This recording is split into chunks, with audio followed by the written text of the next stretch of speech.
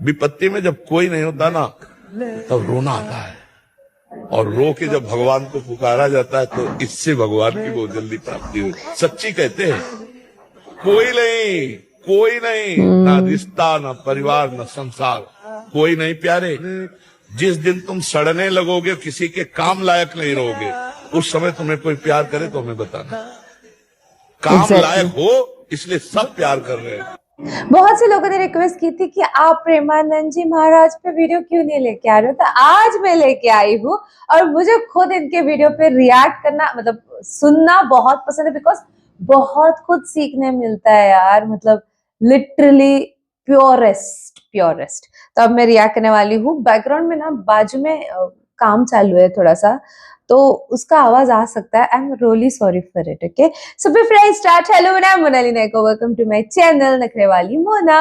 और अगर आपने मुझे अभी तक सब्सक्राइब नहीं किया होगा तो please to subscribe my channel. So let's go. और महादेव जी शिवादा मंदिर बनाना है, और कोई भी मंदिर शिवलिंग का नाम दस दो, कोई स्थापना करना है, जो आप बोल दोगे।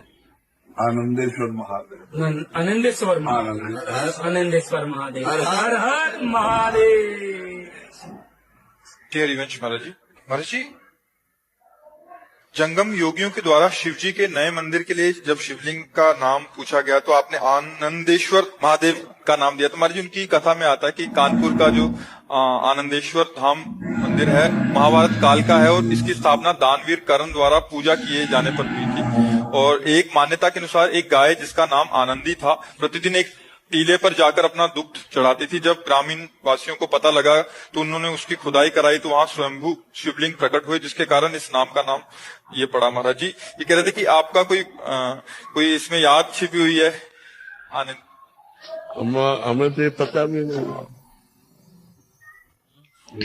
हमारी उस समय कोई ऐसी नहीं, कोई ऐसी सहज में आ गया आनंदेश्वर महादेव, और कुछ किसी कथा से संपर्क। अब सुना रहे तो अब पता हो रहा है, नहीं तो हमें ऐसा कुछ नहीं पता। ओह माय गॉड, वो स्वाभाविक है। पलट कर तुम्हें कोई गाली दे रहा हो, गाली मत देना, उसको इतना बड़ा दंड मिलेगा कि भोग नहीं पाएगा। तुम चुप हो जाओ, ये सबसे बड़ा दंड होगा, और सह के निकल जाओ।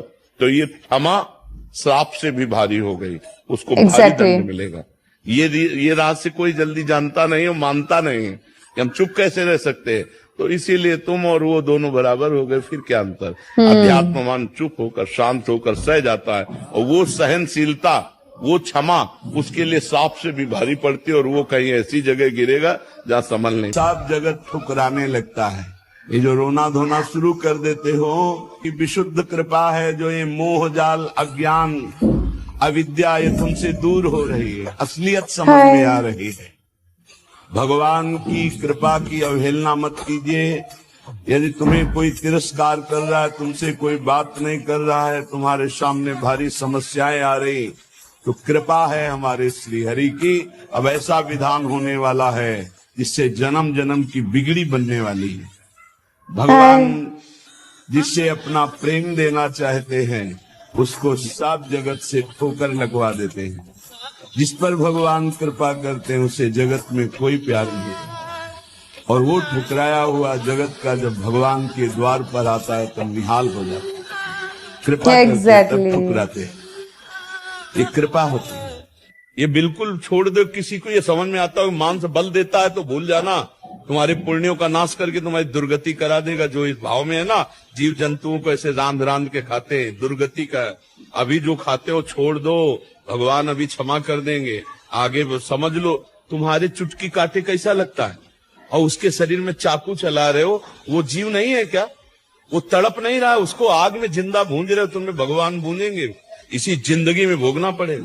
हाँ, ऐसे कैंसर आदि भयानक रोग, ऐसे सड़न वाले लोग, ऐसी मानसिकता सड़न वाली, ये नर्क की जिंदगी होती है। इसलिए बहुत सावधान, डरवाओ मन को। ये जो हम बातें कह रहे ना, उसको डरवाओ। मछली बेचारी जिंदा ला के कड़ाही में खौलते हैं, दांत ले रह जाएंगे। ऐसी नरक में जानते हो क्या होता है? दूसरे का जो मांस खाते, गन्ना की तरह पेरे जाते हैं कूल्हू में, और ऐसे बड़ी बड़ी चोंच के गिद्ध ऐसे नोच नोच करके अरे बड़ी दुर्गति, पढ़ के देखो शास्त्रों में तो डरप जाओ। कभी सुनाएंगे नरक का क्या आनंद है, वो भी तो सुनना। यहाँ का आनंद जो ले रहे हो वो आनंद मिलेगा। ये सारे कच्चे खा जाए ऐसे। गंगा किनारे देखा एक ऐसे घरे ऐसे चबा रहे थे जैसे कोई गाजर मूली। तो भ्रमण करे थे, हम देखा उनका जिंदा है। बोले हाँ, भगवान क्या देवता है। किसी भी प्राणी को दुख देना। हनुमान चालीसा का भी पाठ करते हैं? ये अपनी वासनाओं की, अपनी जिह्वा को थोड़ा रोको यार। शराब पीते हो, मांस खाते हो, अंडा खाते हो, इस तरह के व्यवहार करते हो, और हनुमान जी और शंकर ये ऐसे प्रसन्न हो जाएंगे, ऐसे काम बन जाएगा? कुछ नहीं बन जाएगा। अवश्य में भोक्तव्यम कृतम कर्म शुभाशुभम। जो तुम कर्म करोगे तुम्हें भोगना पड़ेगा। चाहे मुर्गा हो, चाहे बकरा हो, सब जीव अपने प्राण बचाना चाहते हैं। सब जीव, तुम उनको काट कर खाओगे वो भोगना पड़ेगा। यदि आप मुर्गा मुर्गी खाते हो तो पाप कर रहे हो, और वो पाप आपकी कामनाओं को पूर्ण नहीं होने देगा। चाहे हनुमान जी के पास जाओ, चाहे राम जी के पास जाओ, जहां भी जाओगे जीवों की हिंसा करते हो, जीवों को दुख देते हो, गंदा आचरण करते हो, गंदा भोजन पाते हो, तो भगवान प्रसन्न नहीं होने वाले। और आप किसी मंदिर न जाओ, घर में पवित्र आचरण करो, पवित्र भोजन पाओ और नाम जप करो, तुम्हारे घर में भगवान आ जाएंगे। अब अगर माता पिता गलत आज्ञा करते हैं, सेवा करने की बात नहीं कह रहे, सेवा करो। यदि वो भक्ति विरोधी आदेश करते हैं, मांस भक्षण, मदिरा पान या कोई गलत आचरण का, बिल्कुल आदेश मत मानो, बिल्कुल अमंगल नहीं होगा। तजो प्रहलाद विभीषण बंधु भरत माता तजो कंत मुद मंगलकारी जाके प्रिय राम वैदेही तजिए ताहि कोटि वैरी सम यद्यपि परम सने। कर रहे हैं आतंकवादी को पकड़ लिया तो वो भी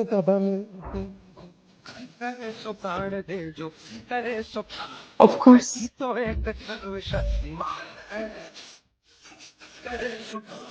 मारेगा एग्जैक्टली।